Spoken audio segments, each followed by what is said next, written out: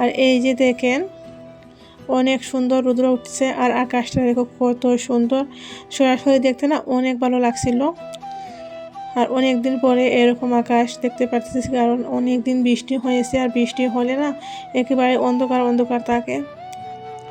জানি না বিকেলের দিকে হয়তো বৃষ্টি চলেই আসতে পারে, কোনো ভরসা নেই। কিন্তু এখন অনেক সুন্দর রৌদ্র উঠছে। আর এই যে বাহারে আমি বেডটা বাহিরে আমি শুকাতে দিয়ে দিয়েছি। আর এই যে দেখুন আমার অ্যালোভেরার গাছটা কয়েকদিন থেকে যে বৃষ্টি হয়েছিল সেই কারণে এখন অনেক সুন্দর হয়েছে আর অনেকগুলো চারা দিয়েছে। আর অ্যালোভেরার গাছের পাশে আমি একটা তুলসীর গাছও লাগিয়েছি, রেহানের পাপা এনে দিয়েছিল। তুলসীর গাছ লাগিয়েছে কারণ হচ্ছে বাচ্চাদের হাসির জন্য, রেহানকে নিয়ে। আর প্রথমে ভাবছিলাম রেহানকে বিরিয়ানি কিনে দেওয়া হবে, অনেক দিন হয়ে গেছে বিরিয়ানি খাচ্ছে না ও।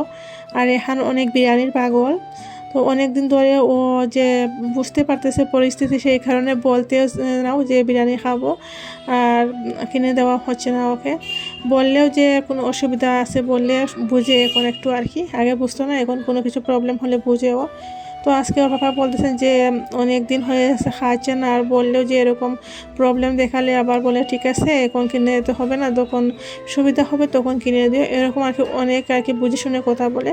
তো আজকে ওর পাপা বলছিল যে ওর জন্য এক প্যাকেট নিয়ে আসবো 100 টাকা দিয়ে। পরে আবার বললো যে না, সবাই খেয়ে নেব।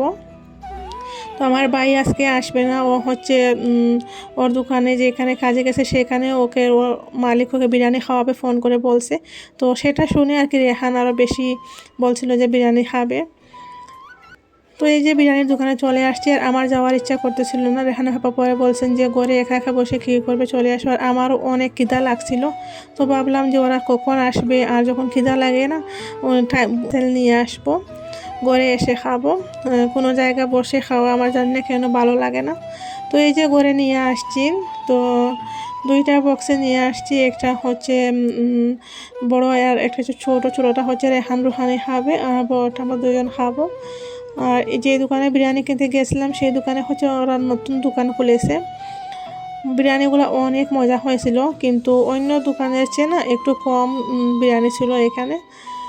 তারপর হচ্ছে এটা রাত্রের বেলা, তো ওরা আমার ভাইয়ের কাজ থেকে চলে আসছে, আর আমার ভাইয়ের কাছে চশমাটা ছিল, ওটা লাগিয়ে কাজ করে আর কি, ওয়েল্ডিংয়ের কাজে চশমা লাগাতে হয়। তো ওটা নিয়ে 2জন আর কি চশমা লাগাচ্ছিল আর বলতেছিল ভিডিও করার জন্য, তো একটু করে নিলাম।